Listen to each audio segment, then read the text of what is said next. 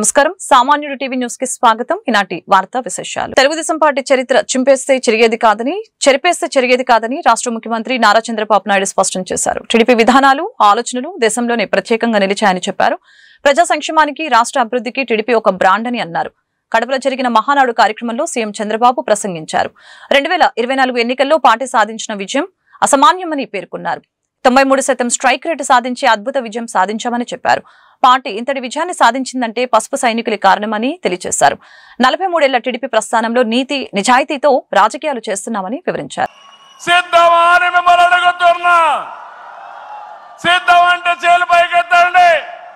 ఎన్నో యుద్ధాలు చేసిన మనం, ఎన్నో కార్యక్రమాలు, వినూత్నమైన కార్యక్రమాలకు జయప్రదం చేసిన మనం ఈ రోజు మళ్ళా ఒకసారి మీరు ఆలోచిస్తే తెలుగుదేశం పార్టీకి ఒక బ్రాండ్ ఉంది.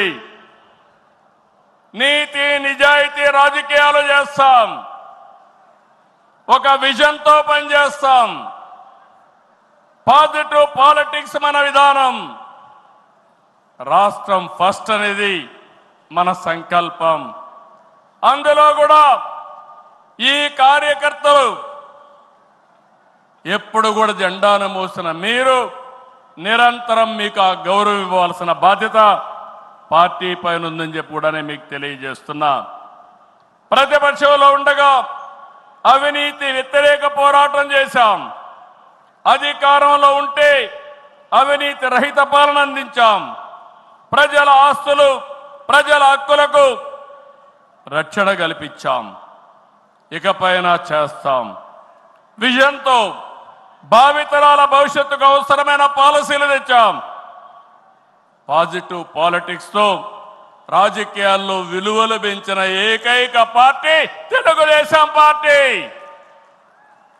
నేడు తెలుగు రాష్ట్రంలో ఏ పార్టీలో చూసినా తెలుగుదేశం యూనివర్సిటీలో చదివిన విద్యార్థులే ఉన్నారంటే అది తెలుగుదేశం పార్టీ సత్తా అని మరొకసారి మీకు విజ్ఞప్తి చేస్తున్నా. దేశంలో అనేక పార్టీలు ఉన్నాయి, కానీ ప్రజల జీవితాల్లో ఇంతగా ప్రభావితం చేసిన ఏకైక పార్టీ ఉందంటే అది ఒకే ఒక పార్టీ, తెలుగుదేశం పార్టీ. తెలుగు జాతి సంక్షేమం, అభివృద్ధి మాత్రమే అజెండాగా 43 ఏళ్ల టీడీపీ ప్రస్థానం సాగుతుంది. అటు తెలంగాణ నుంచి ఇటు ఉత్తరాంధ్ర వరకు అభివృద్ధి అంటే తెలుగుదేశం పార్టీ ఆవిర్భావానికి ముందు తర్వాతను చూడాల్సిన అవసరం ఉంది. ఇది చరిత్ర చెప్పిన వాస్తవం. సంక్షేమం, సంస్కరణలు, అభివృద్ధి ప్రతిదానికి టీడీపీనే ఒక ట్రెండ్ సెట్టర్. టీడీపీ పాలనే ఒక బ్రాండ్ అంబాసిడర్. ఒకసారి చరిత్ర మనం చూస్తే పటేల్ పట్వారీ వ్యవస్థ రద్దు నుంచి ఆడబిడ్డల ఆస్తి హక్కు వరకు, బాలికా విద్యకు ప్రోత్సాహం నుంచి ప్రత్యేక మహిళా యూనివర్సిటీ వరకు దేశంలో పెద్ద నోట్లని రద్దు చేయాలని టీడీపీ అధినేత ఏపీ ముఖ్యమంత్రి చంద్రబాబు కోరారు. కడపలో నిర్వహిస్తున్న మహానాడు కార్యక్రమంలో ఆయన ప్రసంగించారు. పెద్ద నోట్ల రద్దుతో దేశంలో అవినీతి తగ్గించవచ్చని, డిజిటల్ కరెన్సీ వచ్చాక పెద్ద నోట్ల అవసరం లేదని చంద్రబాబు పేర్కొన్నారు. ప్రతి కార్యకర్త గర్వపడే పాలన సాగిస్తున్నామని చెప్పారు. హామీలన్నీ అమలు చేసే బాధ్యత నాదే. సూపర్ 6 పథకాలు పూర్తి చేసి ప్రజల్లో నమ్మకాన్ని పెంచుతాం అని చంద్రబాబు అన్నారు. ప్రజల అభిప్రాయాన్ని తీసుకునే ఈ పార్టీ ప్రభుత్వ సర్వీసుల పైన కూడా ఎప్పటికప్పుడు ప్రజాభిప్రాయం సేకరించి ఎవరైనా అధికారులు పనిచేయకపోతే పని చేయించే బాధ్యత, ప్రజల అభిష్టం ప్రకారం పనిచేసే బాధ్యత మనం తీసుకుంటామని మరొకసారి తెలియజేస్తున్నా. అందుకే టెక్నాలజీ మొట్టమొదటిసారిగా ఐటీ మినిస్టర్ గారి ఆధ్వర్యంలో వాట్సాప్ గవర్నెన్స్ తీసుకొచ్చాం. ఇదో గేమ్ చేంజర్. రేపు రాబోయే రోజుల్లో మీరు గుర్తుపెట్టుకోండి, ఎక్కడికి పోయే పని లేదు. దర్జాగా ఒక మెసేజ్ ఇస్తే ఆ పని చేసి మళ్ళీ రిపోర్ట్ చేసే బాధ్యత ఆ అధికారి తీసుకుంటాడు. దాన్ని సూపర్వైజ్ చేసే బాధ్యత మన పార్టీ తీసుకుంటుందని చెప్పి కూడా మీకు తెలియజేస్తున్నా. దీనివల్ల అవినీతి పూర్తిగా తగ్గిస్తాం. ఇంకొక విషయం కూడా మీ అందరికీ చెప్తున్నా, భవిష్యత్తులో ఇప్పుడిప్పుడే కాదు, డీబీటీ కోసం, డైరెక్ట్ బెనిఫిట్ కోసం పోరాడిన పార్టీ తెలుగుదేశం పార్టీ. నేను డిజిటల్ కరెన్సీ రిపోర్ట్ ప్రధానమంత్రికి ఇచ్చినప్పుడు వారిని ఒకటే రిక్వెస్ట్ చేశాను, మీరు ఈరోజు 500, 1000 రూపాయలు రద్దు చేస్తున్నారు, ఇంకా 2000 రూపాయలు కొత్తగా తీసుకొచ్చారు. అవసరమైతే 500, 1000, 2000 రూపాయలు రద్దు చేయండి, డిజిటల్ కరెన్సీ పెట్టండి. ఎవరైనా అక్రమార్కులు ఉంటే ఈజీగా పట్టుకోగలుగుతాం. ఇవన్నీ రద్దు చేయమని కోరాను. ఈ సభ సందర్భంలో మళ్ళీ ఒకసారి డిమాండ్ చేస్తున్నా, ఈరోజు అందరికీ డిజిటల్ కరెన్సీ వచ్చింది. పార్టీకి డొనేషన్ ఇవ్వాలన్నా ఒకప్పుడంతా లిస్ట్ అంతా ఇచ్చి చదివేవాళ్ళం. ఇప్పుడు నేరుగా మీ ఫోన్ ద్వారా పార్టీ అకౌంట్లోకి డబ్బులు చెల్లించే పరిస్థితికి వచ్చారంటే ఈ 500, 1000, 2000 రూపాయల అవసరం లేదు. రాజకీయాల్లో డబ్బులు పంచే అవసరం ఉండకూడదు. ప్రజా సేవే పరమావిధి. పేదల కడుపు నిండా భోజనం పెట్టిన పార్టీ తెలుగుదేశం పార్టీ అని జాతీయ ప్రధాన కార్యదర్శి మంత్రి నారా లోకేష్ అన్నారు. కడపలో నిర్వహించిన మహానాడులో ఆయన మాట్లాడారు. తెలుగు జాతి కోసం పుట్టిన ఏకైక పార్టీ టీడీపీ అని చెప్పారు. మనకు ప్రతిపక్షం కొత్త కాదు, అధికారం కొత్త కాదు. భవిష్యత్తు కోసం 6 శాసనాలని ప్రతిపాదిస్తున్నా. అవి తెలుగు జాతి విశ్వఖ్యాతి, యువగలం, స్త్రీశక్తి, పేదల సేవల్లో సోషల్ రీ ఇంజనీరింగ్, అన్నదాతకు అండగా, కార్యకర్తలే అధినేత. అన్ని రంగాల్లో మన తెలుగువారు ప్రపంచంలోనే ముందుండాలి. పనిచేసే వారిని ప్రోత్సహిస్తాం. ఎత్తిన పసుపు జెండా దించకుండా కార్యకర్తలు పార్టీకి కాపలా కాశారు. ప్రతి కార్యకర్తకు శిరస్సు ఉంచి పాదాభివందనం చేస్తున్నా. ఎన్టీఆర్ పార్టీ పెట్టిన ముహూర్తం బలం చాలా గట్టిదే. తెలుగు వాళ్ళు ఎక్కడ ఇబ్బంది పడినా స్పందించేది మన పార్టీనే. ప్రజలకు మరింత దగ్గర ఎందుకు ఎప్పటికప్పుడు నేతలు కార్యకర్తలు కష్టపడాల్సిందే. ప్రణాళికలు సిద్ధం చేసి మహానాడులో చర్చించి నిర్ణయాలు తీసుకుందాం. తెలుగువారి ఆత్మగౌరవం పార్టీ సిద్ధాంతమని లోకేష్ తెలిపారు.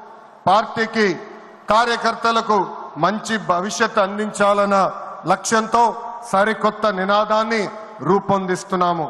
దీనికోసం 6 శాసనాలు నేను ఈరోజు మీ ముందు ప్రతిపాదిస్తున్నా. మొదటిది తెలుగు జాతి విశ్వఖ్యాతి, 2 యువగలం, 3 స్త్రీ శక్తి, 4 పేదల సేవల్లో సోషల్ రీఇంజనీరింగ్, 5 అన్నదాతకు అండగా, 6 కార్యకర్తలే అధినేత. జై తెలుగుదేశం, జై చంద్రబాబు నాయుడు అని చెప్పి ప్రాణాలు పోగొట్టుకున్నాడు తోట చంద్రయ్య. ఈ రోజు నేను ఈ సభాముఖంగా గర్వంగా చెప్తున్నా, ఆంధ్ర రాష్ట్రంలో ఎప్పుడు జరిగిన విధంగా తోట చంద్రయ్య కొడుకు కూడా ఈ రోజు మన ప్రభుత్వ ఉద్యోగం ఇచ్చింది. అందుకే తెలుగుదేశం పార్టీలో కార్యకర్తలే మన అధినేత. ఈ రోజు మేమందరం ఈ వేదిక మీద నుంచున్నామంటే దానికి కారణం తెలుగుదేశం పార్టీ కార్యకర్త చెమట. ఆనాడు చంద్రబాబు గారు ఒక్క పిలిపిస్తే బాబు షూరిటీ భవిష్యత్ గ్యారంటీ చేశారు. నేను ఆనాడు నియోజకవర్గానికి వచ్చి మాట్లాడా, శంకరావం చేయాలి, ప్రతి గడప తొక్కాలంటే మీరందరూ తొక్కారు. అందుకే కార్యకర్తలందరూ చెప్తున్నా, నాయకుల చుట్టూ తిరుగుతాం కాదు, ప్రజల చుట్టూ తిరగండి, మిమ్మల్ని ఎత్తుక్కుంటా వస్తుంది ఈ తెలుగుదేశం పార్టీ. కార్యకర్తలే తెలుగుదేశం పార్టీ బలగం. దేశంలో ఏ ప్రాంతీయ పార్టీకి లేని విధంగా 1 కోటి మంది సభ్యత్వం, 1 కోటి మంది కుటుంబ సభ్యులు ఒక తెలుగుదేశం పార్టీకే సొంతం. టీడీపీ మహానాడు కడపలో అట్టహాసంగా ప్రారంభమైంది. పార్టీ జెండా ఆవిష్కరించి జ్యోతి ప్రజ్వలనతో ప్రతినిధుల సభని ప్రారంభించారు. ఈ సందర్భంగా పార్టీ ఏపీ అధ్యక్షుడు పల్లా శ్రీనివాసరావు ప్రసంగించారు. పార్టీ సిద్ధాంతాలకు అనుగుణంగా ఉంటే ఉన్నత స్థాయికి వెళ్లవచ్చని పేర్కొన్నారు. అలు పెరగని శ్రామికుడు చంద్రబాబు ఎన్ని ఒడిదుడుకులు వచ్చినా నిలబడి పోరాడారు. కార్యకర్తలకు ఎప్పుడూ పార్టీ అండగా ఉంటుంది. యువగలం ద్వారా పార్టీకి లోకేష్ కొత్త శక్తి ఇచ్చారు. చంద్రబాబు లోకేష్ ను చూసి క్రమశిక్షణ నేర్చుకోవాలి అని పల్లా పిలుపునిచ్చారు. మీ యొక్క సహకారాలు కూడా కారణమని ఆ రోజు తెలుగుదేశం పార్టీ స్థాపించినప్పుడు తెలుగువాడు అన్న గౌరవంతో, తెలుగువాడు ఆత్మగౌరవం అనే నినాదంతో మొదలుపెట్టుకున్నాం. అలాగే సమాజమే దేవాలయం, ప్రజలే దేవుళ్ళు అనే నినాదంతో మొదలుపెట్టుకున్నాం. పేదవాడికి పట్టెడు అన్నం పెట్టాలి, కట్టుకోవడానికి బట్ట ఉండాలి, ఉండడానికి ఇల్లు ఉండాలి అనే సింపుల్ మేనిఫెస్టోతో మనం మొదలుపెట్టుకున్నాం. అలాగే ఆ రోజు రాష్ట్రంలో ఉన్నటువంటి అనిశ్చిత, తెలుగువాడి యొక్క గౌరవాన్ని ఢిల్లీలో తాకట్టు పెట్టినటువంటి పరిస్థితి, నిడగలేనటువంటి ప్రభుత్వాలు, సంవత్సరానికి ఒక ముఖ్యమంత్రి మారేటువంటి పరిస్థితి, బడుగు బలహీన వర్గాలకి నట్టేట ముంచేటువంటి పరిస్థితి, అలాంటి దుర్భరమైన పరిస్థితిలో తెలుగు వారికి అండగా ఉండాలి, ఈ రాష్ట్రాన్ని సర్వతోముఖ అభివృద్ధి చేయాలి అనే ఉద్దేశంతో ఆ రోజు ఎంత పేరున్నా, ఎంత డబ్బున్నా అవన్నీ పక్కన పెట్టి ప్రజాసేవలనే తరించాలని చెప్పి మరి కీర్తిశేషులు నందమూరి తారక రామారావు గారు మొదలుపెట్టినటువంటి పార్టీ. ఈరోజు మనం కడపలో చేసుకుంటున్నాం. కడపలో ఈ మహానాడు చేయడం అంటే ఇది చారిత్రాత్మక నిర్ణయం అని చెప్పి ఈ సందర్భంగా తెలియజేస్తున్నాను. సుమారు 40 సంవత్సరాలుగా అలుపెరగినటువంటి శ్రామికుడిగా తెలుగుదేశం పార్టీని తన భుజస్కంధాలపైన వేసుకొని క్రమం తప్పకుండా కడపలో టీడీపీ మహానాడు అంగరంగ వైభవంగా ప్రారంభమైంది. పార్టీ అధినేత చంద్రబాబు మహానాడు ప్రాంగణంలోని చిత్తూరు పార్లమెంటు ప్రతినిధుల నమోదు కేంద్రంలో పేరును రిజిస్ట్రేషన్ చేయించుకున్నారు. ఫోటో ప్రదర్శనను తిలకించారు. ఎన్టీఆర్ విగ్రహానికి నివాళులర్పించారు. ముఖ్య నాయకులను వేదికపైకి ఆహ్వానించి చంద్రబాబు పార్టీ జెండాను ఆవిష్కరించారు. వేదికపై మా తెలుగు తల్లికి గీతాలాపన చేశారు. మృతి చెందిన పార్టీ కార్యకర్తలకు, నేతలకు మహానాడు వేదికగా నాయకులు సంతాపం తెలిపారు. పహల్గాం ఉగ్రదాడిలో మరణించిన వారికి మహానాడులో సంతాపం తెలిపారు.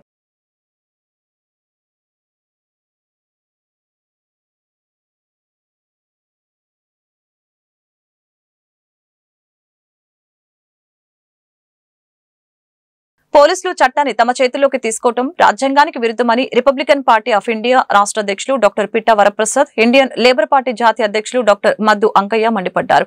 నిందితులైనప్పటికీ దండించే అధికారం పోలీసులకు లేదని తేల్చి చెప్పారు. ఎస్సీ, మైనార్టీ వర్గానికి చెందిన యువకుల్ని బహిరంగంగా లాఠీతో దండించేందుకు సదరు పోలీసులపై ఎస్సీ ఎస్టీ అట్రాసిటీ కేసు నమోదు చేయాలని, బాధితులకి పరిహారం అందించాలని డిమాండ్ చేశారు. సోషల్ మీడియాలో వైరల్ అయిన ఘటనపై జిల్లా ఎస్పీ కలెక్టర్ కార్యాలయంలో మంగళవారం వారు ఫిర్యాదు చేశారు. ఈ సందర్భంగా వారు మీడియాతో మాట్లాడారు. తెనాలి ఐతానగర్ యువకులపై బహిరంగంగా విచక్షణ రహితంగా కొట్టిన పోలీసు చర్యలపై సమగ్ర విచారణ జరిపి చర్యలు తీసుకోవాలని డిమాండ్ చేశారు. ఏదైనా నేరం జరిగినట్లు రుజువైతే శిక్షించడానికి కోర్టులు ఉన్నాయి. ఇలాంటి ఘటనల వలన పోలీస్ శాఖకు అపకీర్తి వస్తుందని చెప్పారు. పేరు Pitta Varaprasad, Republican Party of India Ambedkar బ్రాంచ్కి నేను రాష్ట్ర అధ్యక్షుడిగా పనిచేస్తున్నాను. ఈరోజు ఎస్పీ గారిని ఒక ముఖ్యమైన విషయం మీద కలవడానికి వచ్చాము. ఆయన అందుబాటులో లేరు. ఇంక ఎవరు కూడా ఇప్పటివరకు మాకు కలవలేదు. పోలీసులు చట్టాన్ని తమ చేతిలో తీసుకుని తెనాలిలో ఐతానగర్ చెందినటువంటి 2 దళిత యువకుల్ని, ఒక మంగళగిరికి చెందిన ఒక ముస్లిం యువకుడిని, వాళ్ళు ఏం తప్పు చేశారో, ఏం ఒప్పు చేశారో అన్నది నేను కన్న కానీ నిజంగా వాళ్ళు ఏదైనా తప్పు చేసి ఉంటే వాళ్ళని శిక్షించే అధికారం పోలీసులకు ఉంది. కేసు కట్టాలి, ఎఫ్ఐఆర్ వేయాలి, కోర్టుకు అప్పచెప్పాలి, శిక్షించాలి. శిక్ష పడే విధంగా వాళ్ళు ఛార్జ్షీట్ తయారు చేయాలి. అవన్నీ మానేసి గంజాయి అమ్ముతున్నారనో లేకపోతే గంజాయిలో వాటాలు ఇవ్వలేదనో, అసలు ఆ కానిస్టేబుల్ అనే అతను జ్యూరిస్డిక్షన్ కాదు, అతను ట్రాఫిక్ పోలీస్ కూడా కాదు. వాళ్ళ వినిపించే వెర్షన్ ఏంటంటే 1 వేలో వస్తున్నాడు, అడ్డంగానే పోలీసు వాళ్ళు ఆపారు అంటే పోలీసులు ఎందుకు కొడతారు? 1 వేలో వచ్చినప్పుడు పోలీసులు కొట్టడు. ఇది ఏదో గంజాయి డబ్బుల పోలీసులకి గంజాయి బ్యాచ్కి జరిగిన ఘర్షణ. ఆ ఘర్షణని డబ్బులు ఇవ్వలేదని ఇతను కంప్లైంట్ ఇస్తే దాన్ని కేసు కట్టి వాళ్ళని పోలీస్ స్టేషన్కి తీసుకొచ్చి విచారించి నిజమైతే జైలుకి పంపించవలసిన సీఐలు ఇద్దరు కూడా, అలాగే 2 టౌన్ 3 టౌన్ సీఐలు ఇద్దరు కూడా వచ్చి నడి రోడ్డు మీద పెట్టి కొట్టి హింసించారు. ఇది చాలా దారుణం, మానవ హక్కుల ఉల్లంఘన. వాళ్ళెవరికీ కూడా రైట్ లేదు. పోలీస్ స్టేషన్లోనే కొట్టొద్దని చెప్తుంటే బయట ప్రజలందరూ చూడటంగా కొట్టడం చాలా అమానుషమైన చర్య. దీన్ని మేము తీవ్రంగా ఖండిస్తూ ఉన్నాం. ఎవరైతే ఈ బాధ్యతలు ఉన్నారో ఈ బాధ్యతలకి ఎస్సీలు కాబట్టి కొట్టిన వాళ్ళు ఎవరైతే ఉన్నారో నాన్ ఎస్సీ అయ్యి ఉంటే వాళ్ళందరి మీద అట్రాసిటీ కేసు నమోదు చేయాలి. ఆ పోలీసుల మీద బాధితులకి నష్టపరిహారం ఇవ్వాలి, వాళ్ళకి మెరుగైన వైద్య సహాయం అందించాలి. అది చేయకపోతే ఈ చేసే వరకు కూడా ఈ ప్రభుత్వాన్ని నిలదీయడానికి రిపబ్లికన్ పార్టీ ఆఫ్ ఇండియా కానీ అదేవిధంగా ఇండియన్ లేబర్ పార్టీ అధ్యక్షులు కానీ మేమందరం సమాయత్తమై రాష్ట్ర వ్యాప్తంగా అన్ని సంఘాలని కలిపిన ఆందోళన చేస్తాం. ఈ రోజున వరప్రసాద్ గారు చెప్పినట్టు మేము కూడా ఒక రిప్రజెంటేషన్ ఇవ్వడం కోసం ఎస్పీ గారి దగ్గరికి వచ్చాం. సరే అందుబాటులో లేరు, అయినా ఇది తీసుకునేటువంటి పరిస్థితి ఇక్కడ వాతావరణం కలగలేదు. అయితే నిన్న జరిగినటువంటి తెనాలిలో ఘటన ఏదైతే ఉన్నదో ఐతానగర్లో జరిగినటువంటి ఘటన దాన్ని మేము తీవ్రంగా ఖండిస్తూ ఉన్నాం ఇండియన్ లేబర్ పార్టీ. ఎందుకనంటే ఇది ఖచ్చితంగా మానవ హక్కుల ఉల్లంఘనగా మేము భావిస్తూ ఉన్నాం. ఎందుకనంటే ప్రతి మనిషికి రాజ్యాంగం ప్రకారం జీవించే హక్కు ఉంది. అయితే తప్పు చేస్తే దానికి వ్యవస్థలు ఉన్నాయి. ఆ తప్పుని ఏ విధంగా తీర్చాలి, లేకపోతే దాని మీద ఎలాంటి చర్యలు తీసుకోవాలి అనేటువంటి దానికి వ్యవస్థలు ఉన్నాయి. ఆ వ్యవస్థ ప్రకారం చట్టపరంగా వాళ్ళ మీద చర్యలు తీసుకోండి, మేమేం కాదనం. కానీ బాహాటంగా బహిరంగంగా మరి నిర్లక్ష్యంగా బాధ్యతారహితంగా ఈ పోలీసులు వ్యవహరించినటువంటి తీరు అది ఆక్షేపణీయం అనేటువంటిది మేము భావిస్తున్నాం. ఖచ్చితంగా అక్కడ ఆ జ్యూరిస్టిక్షన్ కానటువంటి పరిస్థితుల్లో సిఐ కూడా మరి 3 టౌన్ పోలీస్ స్టేషన్ సిఐ గారు మరి 2వ టౌన్ పోలీస్ స్టేషన్కి వచ్చి మరి ఈ చర్యకు పాల్పడడం అనేటువంటిది చాలా దుర్మార్గమైనటువంటి విషయంగా భావిస్తూ ఉన్నాం. ఎందుకనంటే మానవ హక్కులు అనేటివి ఉన్నవి. ఆర్టికల్ 19 and 21 ఖచ్చితంగా రాజ్యాంగం చెప్తా ఉంది ప్రతి మనిషికి జీవించే హక్కు గలదనేటువంటిది. అయితే వాళ్ళు రౌడీలు అనేటువంటి ఒక పేరు నెపం మోపి వాళ్ళని నిర్దాక్షిణ్యంగా దారుణంగా వాళ్ళని చిత్రహింసలు పెట్టినటువంటి పరిస్థితి ప్రజలందరూ చూస్తూ ఉన్నారు. టెర్రరైజ్ చేస్తున్నారు. ప్రజలను కూడా టెర్రరైజ్ చేసేటువంటి పరిస్థితి ఈ రోజున మరి రాష్ట్ర వ్యాప్తంగా అనేకమైన సంఘటనల ద్వారా కనపడతా ఉన్నాయి. ప్రభుత్వం అందులో బాధ్యత వహించాల్సినటువంటి డిపార్ట్మెంటు ప్రజలకు రక్షణ కల్పించాల్సినటువంటి పోలీసు వ్యవస్థ ఏదైతే ఉన్నదో ఈ విధంగా దుర్మార్గంగా వ్యవహరించడం అనేటువంటిది చాలా అమానుషీయం అనేటువంటిది ఇండియన్ లేబర్ పార్టీ భావిస్తూ ఉన్నది. ఖచ్చితంగా దీనిపై సమగ్రమైనటువంటి విచారణ జరిపి దానికి తగినటువంటి బాధ్యులైనటువంటి పోలీస్ డిపార్ట్మెంట్లో ఉన్నటువంటి సిఐలు కానీ ఎస్ఐలు కానీ అక్కడ ఉన్నటువంటి వారిపైన బాధ్యులపైన చట్టపరమైనటువంటి చర్యలు తీసుకోవాలని చెప్పి నేను డిమాండ్ చేస్తూ ఉన్నాం. అదేవిధంగా బాధితులు ఎవరైతే ఉన్నారో వాళ్ళు ఎస్సీ ఎస్టీలకు సంబంధించినటువంటి వాళ్ళు ఎస్ఐలు ఉన్నారు, ఇద్దరని అంటున్నారు, ఒక ముస్లిం మైనారిటీ ఉన్నారంటున్నారు. ఖచ్చితంగా వారిని ఎస్సీ ఎస్టీ అట్రాసిటీ యాక్ట్ని వాళ్ళు ప్రయోగించి ఖచ్చితంగా చేయాల్సినటువంటి పరిస్థితి ఉందని చెప్పి మేము డిమాండ్ చేస్తూ ఉన్నాం ఇండియన్ లేబర్ పార్టీ తరఫున. ఖచ్చితంగా ప్రభుత్వం కనుక దీనిపై ఎన్నికల హామీ మేరకు పేదోడు సొంతింటి కలను కూటమి ప్రభుత్వం సాకారం చేయాలని సిపిఐ జిల్లా కార్యదర్శి జంగల అజయ్ కుమార్ డిమాండ్ చేశారు. దీని సాధనకి జూన్ 2వ తేదీన మండల రెవెన్యూ కార్యాలయాల వద్ద ధర్నా నిర్వహిస్తున్నట్లు తెలిపారు. మంగళవారం గుంటూరు కొత్తపేట సిపిఐ జిల్లా కార్యాలయంలో ఏర్పాటు చేసిన మీడియా సమావేశంలో ఈ ధర్నాకు సంబంధించిన పోస్టర్ను సిపిఐ నేతలు ఆవిష్కరించారు. ఈ మేరకు జంగల అజయ్ కుమార్ మాట్లాడారు. ఇల్లు లేని పేదలకు పట్టణాల్లో 2 సెంట్లు, గ్రామాల్లో 3 సెంట్లు ఇళ్ల స్థలాలు ఇచ్చి 5 లక్షలతో పక్కా గృహాలు నిర్మించి ఇవ్వాలని చెప్పారు. కార్యక్రమంలో సిపిఐ నేతలు కోట మాల్యాద్రి, మేడా హనుమంతరావు, వలి, జంగాల చైతన్య, అరుణ్ కుమార్ పాల్గొన్నారు. జూన్ 2వ తేదీన రాష్ట్ర వ్యాప్తంగా పట్టణాల్లో 2 సెంట్లు, గ్రామాల్లో 3 సెంట్లు ఇచ్చి ఇల్లు కట్టుకోవడానికి 5 లక్షల రూపాయలు ఇవ్వాలని డిమాండ్ చేస్తూ సిపిఐ ఆధ్వర్యంలో రాష్ట్ర వ్యాప్తంగా మన దగ్గర గుంటూరు జిల్లా వ్యాప్తంగా స్థానిక ఎఫ్ఆర్ఓ ఆఫీసుల వద్ద ధర్నా కార్యక్రమాల్ని నిర్వహిస్తూ ఉన్నాం. ఎన్నికల ముందు చంద్రబాబు నాయుడు గారు ఆనాటి గత ముఖ్యమంత్రి జగన్మోహన్ రెడ్డి పట్టణాల్లో సెంటు, గ్రామాల్లో 3 సెంట్లు ఇస్తే ఇది చాలా అన్యాయం, అక్రమం, ఎట్టి పరిస్థితుల్లోనూ ఇది సరిపోదని ప్రతి చోట మీటింగుల్లో చెప్పి తాను అధికారంలోకి వస్తే పట్టణాల్లో 2 సెంట్లు ఇచ్చి గ్రామాల్లో 3 సెంట్లు ఇచ్చి ఇల్లు కట్టుకోవడానికి 4 లక్షల రూపాయలు ఇస్తానని చెప్పడం అనేది జరిగింది. కానీ ఆచరణలో ఇప్పటి వరకు నిరుపేదలకు ఇస్తానన్న ఇళ్ల స్థలాల గురించి ఫలానా చోట మేము స్థలాల్ని చూసాం అనేటటువంటి మాట కూడా ప్రభుత్వం వైపు నుంచి రావట్లేదు. దీని మీద ప్రజల్లో తీవ్రమైనటువంటి ఆందోళన కనపడుతూ ఉంది.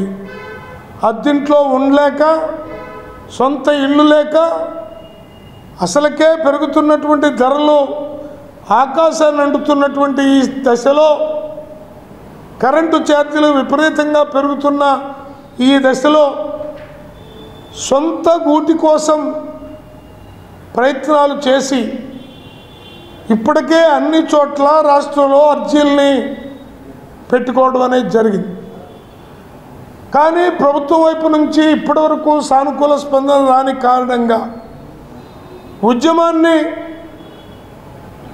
సీరియస్గా భవిష్యత్తులో నిర్వహించడానికి ప్రాథమికంగా 2వ తేదీన, జూన్ 2వ తేదీన తాలూకా కార్యాలయాలన్నిటి వద్ద రాష్ట్రంలో ధర్నా కార్యక్రమాన్ని నిర్వహిస్తాం. 3 సెంట్లు ఇవ్వాలని మరి భారత కమ్యూనిస్ట్ పార్టీ గత 2 సంవత్సరాలుగా 3 సంవత్సరాలుగా ఆందోళన నిర్వహిస్తూ ఉన్నాం. మరి దాంట్లో భాగంగా గత ప్రభుత్వంలో మరి జగన్మోహన్ రెడ్డి గారు 1 సెంటు స్థలం, దానికి సంబంధించి 32 లక్షల మందికి ఇచ్చామని ఒక పక్క చెప్తా ఉన్నారు. మరి అనుకోకుండా మరి ఎలక్షన్ రావటం, ఎలక్షన్లో కూటమి ప్రభుత్వం మరి పట్టణాల్లో 2 సెంట్లు ఇస్తామని, పల్లెల్లో 3 సెంట్లు ఇస్తామని, నిర్మాణానికి 4 లక్షలు ఇచ్చామని చెప్పారు. ఇప్పటికీ మరి అధికారంలోకి వచ్చి కూటమి మరి సంవత్సరం దగ్గర కావస్తూ ఉంది. ఆ విషయాన్ని మధ్యపోయే పరిస్థితి చూస్తూనే ఉన్నాం. ఇప్పటికీ గుంటూరు నగరంలో దాదాపు అన్ని డివిజన్లో కూడా మరి సగానికి పైన డివిజన్లో మరి అర్హులందరూ కూడా ఇళ్ల కోసం అప్లికేషన్ పెట్టుకోవడం జరిగింది. సిపిఐ ఆధ్వర్యంలో ఆ అప్లికేషన్లన్నీ కూడా మొదటి దఫాగా మరి సచివాలయాల్లో కూడా ఇచ్చి రావడం జరిగింది. ఈ నగరంలో మరి సిపిఐ రాష్ట్ర కార్యదర్శి రామకృష్ణ గారు, సహాయ కార్యదర్శి ముప్పాళ్ళ నాగేష్ గారు, జిల్లా కార్యదర్శి అజయ్ కుమార్ గారు కూడా మరి శారదా కాలనీలో మరి గొప్పగా ప్రారంభించి ఈ నగరంలో దాదాపు 15,000 వరకు కూడా మరి పేదలంతా కూడా అప్లికేషన్ పెట్టుకొని సుదీర్ఘ పోరాటం విశాఖపట్నం స్టీల్ ప్లాంట్ పరిరక్షణ కమిటీ ఆధ్వర్యంలో పోరాటం జరుగుతూ ఉంది. ఈ ప్రభుత్వం ఎలక్షన్స్కి ముందు ఎలక్షన్ హామీలో భాగంగా మేము అధికారంలోకి వస్తే తప్పనిసరిగా విశాఖ స్టీల్ ప్లాంట్ని కాపాడుతాం, పరిరక్షణ చేస్తాం, ప్రైవేటీకరణ చేయమని చెప్పేసి హామీ ఇచ్చిన మేరకు మొన్న ఎలక్షన్స్లో విశాఖపట్నంలో లక్షలాది మెజారిటీతోటి కూటమి ప్రభుత్వం గెలిపించారు. గెలిచిన తర్వాత కేంద్ర ఉక్కు గనుల సహాయ మంత్రి కుమారస్వామి గారు వచ్చి పరిరక్షిస్తాను చూసి అవన్నీ సుమారు 1,140 కోట్ల రూపాయలు కేటాయించారు నిధులు. ఆ దెబ్బతోటి రాష్ట్రం మొత్తం కూడా పాలాభిషేకాలు చేసి పరిరక్షిస్తాము, ప్రైవేటైనా కాదు, విశాఖ స్టీల్ ప్లాంట్ కాపాడుతామని చెప్పేసి గొప్పలుగా చెప్పి తెల్లారి 24 గంటలు కాకముందే కేంద్ర ఉక్కు గనుల శాఖ మంత్రి ప్రైవేటీకరణ గురించి అక్కడ ప్రస్తావన చేయకుండా ఏదైతే కుమారస్వామి గారు 40 రోజులు ప్రధానమంత్రి గారి చేత హామీ ఇప్పించి ప్రకటన చేపిస్తాను కుమారస్వామి గారు. అంతర్జాతీయ యోగా దినోత్సవం సందర్భంగా రాష్ట్ర ప్రభుత్వం యోగాంధ్ర 2025 ద్వారా రాష్ట్ర ప్రజలకు నెల రోజుల పాటు యోగాపై అవగాహన కార్యక్రమాలు చేపడుతుందని జిల్లా ఇన్ఛార్జి కలెక్టర్ ఏ భార్గవ తేజ పేర్కొన్నారు. మంగళవారం ఉదయం అంతర్జాతీయ యోగా దినోత్సవం సందర్భంగా Brindavan gardens, NTR municipal stadium నుంచి లక్ష్మీపురం మదర్ తెరెసా విగ్రహం వరకు యోగాపై నిర్వహించిన అవగాహన ర్యాలీలో ఇన్ఛార్జి కలెక్టర్ భార్గవ తేజ, గుంటూరు నగరపాలక సంస్థ కమిషనర్ పోలీస్ శ్రీనివాసులు పాల్గొన్నారు. ఈ సందర్భంగా భార్గవ తేజ మాట్లాడారు. రాష్ట్ర ప్రభుత్వం ఈ నెల 21 నుండి జూన్ 21 వరకు ప్రతిష్టాత్మకంగా చేపట్టిన యోగాంధ్ర కార్యక్రమాన్ని విజయవంతం చేయడానికి జిల్లా వ్యాప్తంగా అవగాహన కార్యక్రమాలు చేపడుతున్నట్లు తెలిపారు. జిల్లాలో యోగా శిక్షకుల్ని గుర్తించి యోగాపై ప్రజలకు శిక్షణ ఇప్పిస్తున్నట్లు తెలిపారు. జూన్ 21న వైజాగ్ లో జరిగే అంతర్జాతీయ యోగా దినోత్సవాన్ని జయప్రదం చేయాలని పిలుపునిచ్చారు. కార్యక్రమంలో జిల్లా వైద్య ఆరోగ్య శాఖ అధికారి doctor Vijayalakshmi, DPO doctor Simon, DPM doctor Jayaram Krishna, DEMO Jayaprasad, deputy DEMO N Venkateswarlu, medical సిబ్బంది, మున్సిపల్ సిబ్బంది, ప్రజలు పాల్గొన్నారు. అంతర్జాతీయ యోగా దినోత్సవం సందర్భంగా రాష్ట్ర ప్రభుత్వం గౌరవ ముఖ్యమంత్రి వర్యులు మే 21 నుంచి జూన్ 21 వరకు నెల రోజుల పాటు యోగాంధ్ర అనే కార్యక్రమాన్ని చేపట్టడం జరిగింది. ఈ కార్యక్రమం ముఖ్య ఉద్దేశం ఏంటంటే మన రాష్ట్రంలో ఉన్న ప్రజలందరికీ దాదాపు 2 కోట్ల మందికి మనం యోగాని ఇంట్రడ్యూస్ చేసి వారికి యోగా గురించి అవగాహన కల్పించి వాళ్ళందరినీ కూడా ఈ యోగాసనాల్లో పాల్పంచుకునేలాగా చేయడమే ఈ కార్యక్రమం యొక్క ముఖ్య ఉద్దేశం.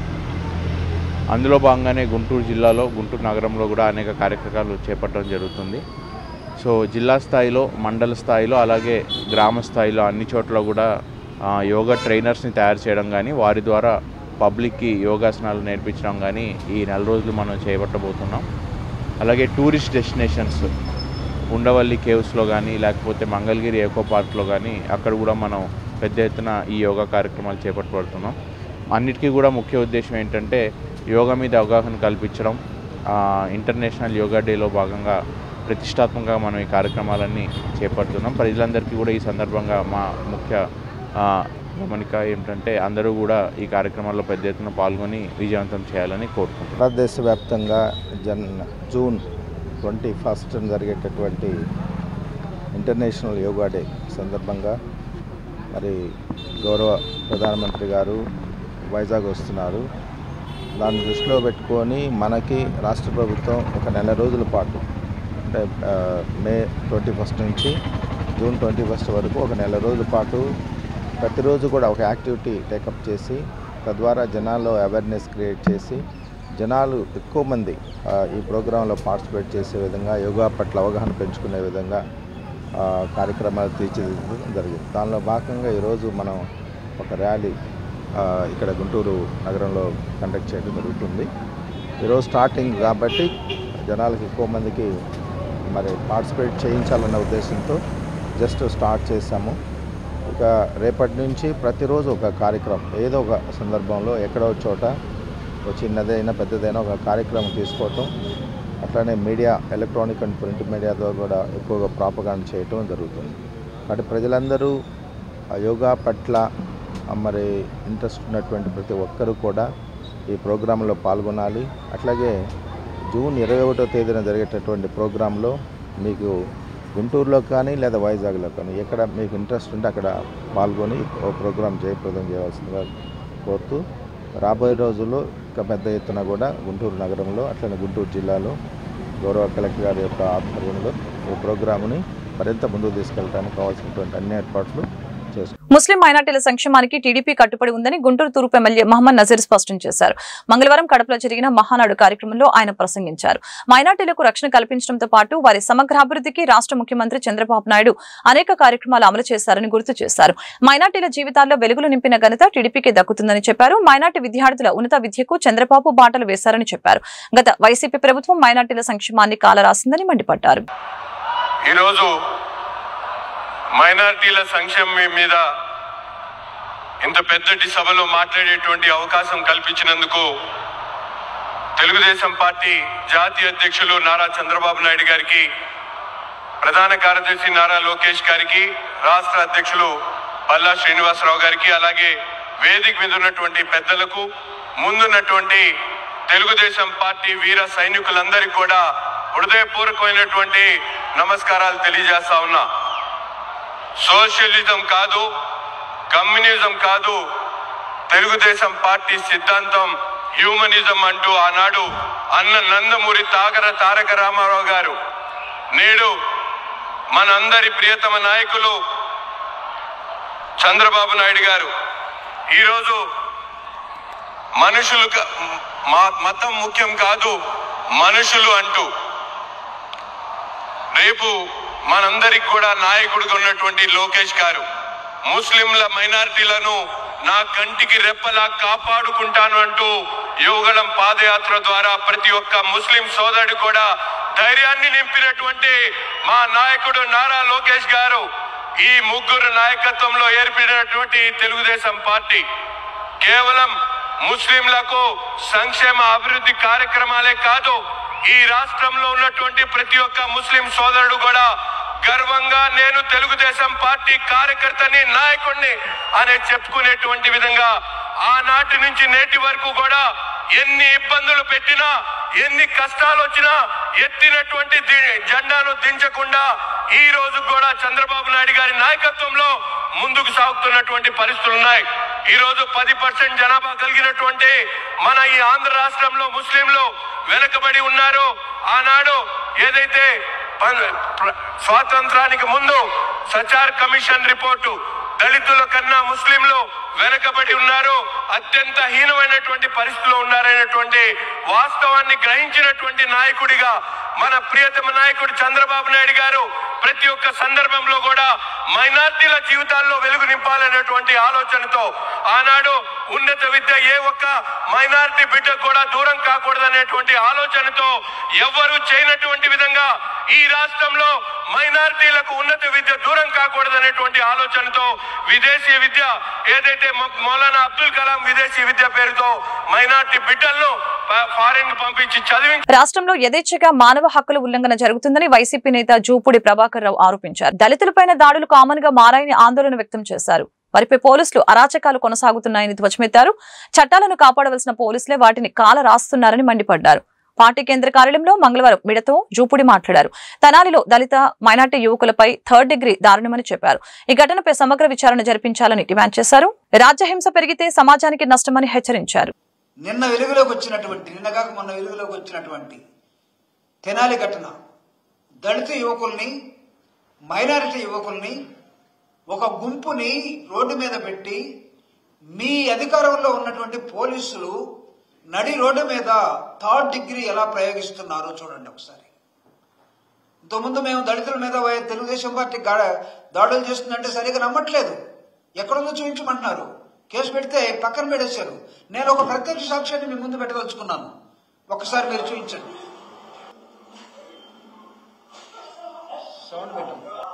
ఎంత దుర్మార్గమో, ఎంత అరాచకమో ఇది. చంద్రబాబు నాయుడు దీన్ని ఏమంటారు? మీరు, మీ నాయకులు, మీ పోలీసులు లాఠీకర్లతోటి, మీ మనస్తత్వాలతోటి దళిత యువకుల మీద మీ చేతులకి రక్తం పులుముకోవటం కాదా ఇది? వీళ్ళని మేము వైఎస్ఆర్ కాంగ్రెస్ పార్టీ అనట్లేదు. ఈ కుర్రవాళ్ళు ఎవరో కూడా మాకు తెలియదు. ఎస్సీ బాయ్స్ వాళ్ళు ఏ తప్పు అయినా చేసి ఉండొచ్చేమా, లేకపోతే తప్పు చేసినట్టుగా మీరు చూపించుంటారు.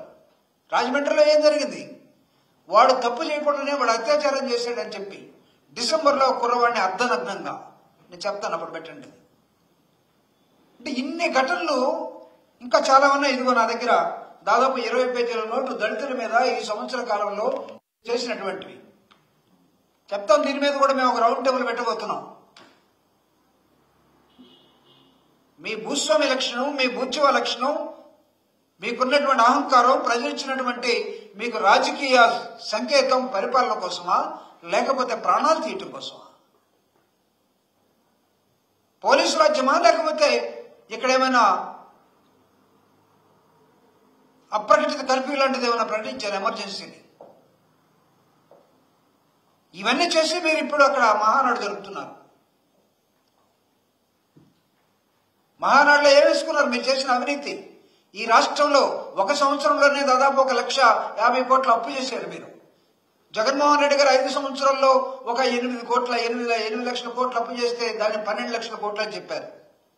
జగన్మోహన్ రెడ్డి గారు నిన్న పెట్టినట్టు ప్రెస్ మీట్ లో ప్రతిదీ మీకు లెక్కలతోటి, మా లెక్కలు కాదు, వైఎస్ఆర్ కాంగ్రెస్ పార్టీ లెక్కలు కాదు, ఆయన కాగ్ మీ బడ్జెట్ లో మీరేం చెప్పారు, మీ బడ్జెట్ మీద కాగ్ సెంట్రల్. ఈ వార్తలు ఇంతటితో సమాప్తం. మరొక బులెటిన్ మళ్ళీ కలుద్దాం. నమస్కారం.